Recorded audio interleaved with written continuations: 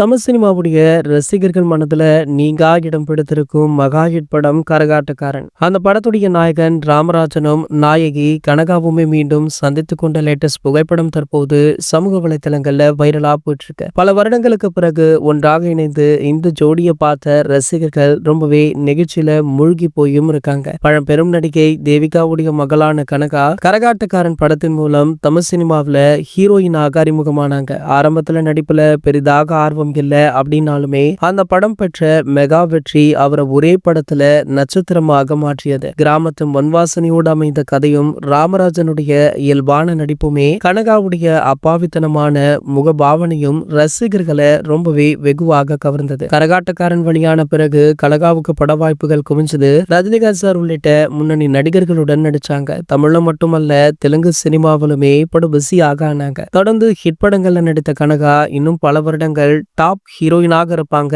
அப்படின்னு எதிர்பார்க்கப்பட்ட நிலையில திடீரென சினிமாவை விட்டு விலகியது ரசிகர்களுக்கு பெரும் அதிர்ச்சியாக இருந்தது. இதனடுத்து பல வருடங்கள் கழித்து தற்போது கனகா அவர்களும் ராமராஜன் அவர்களுமே மீட் பண்ணிருக்காங்க. அந்த புகைப்படம் சோசியல் மீடியாக்கள் வெளியாகி வைரலுமே ஆகிட்டு இருக்கு. இதனடுத்து பாத்தீங்கன்னா ராமராஜன் அவர்கள் தொடர்ச்சியாக ஒரு சில படங்கள்ல கமிட் ஆகி நடிச்சிட்டு இருக்காரு. சோ அது மட்டும் இல்லாமல் தற்போது அவர் சமீபத்துல பேட்டி ஒன்றை கொடுத்திருக்காரு. அதுல அவர் தாவேகா பற்றியும் தளபதி விஜய் அவர்களை பற்றி பேசியிருப்பது சமூக வலைத்தளங்கள்ல வைரலுமே ஆகிட்டு இருக்கு. அதாவது தாவேகாவுடைய தலைவர் பல தடைகளை உடைத்து 2026ல கண்டிப்பாக முதல்வர் ஆவார் அப்படின்னு அவருடைய சப்போர்ட்டை கொடுத்திருக்காரு. இது போன்ற செய்திகளை பத்தி நீங்க உடனே தெரிஞ்சுக்க நம்மளுடைய சேனலை மறக்காம சப்ஸ்கிரைப் பண்ணிக்கோங்க.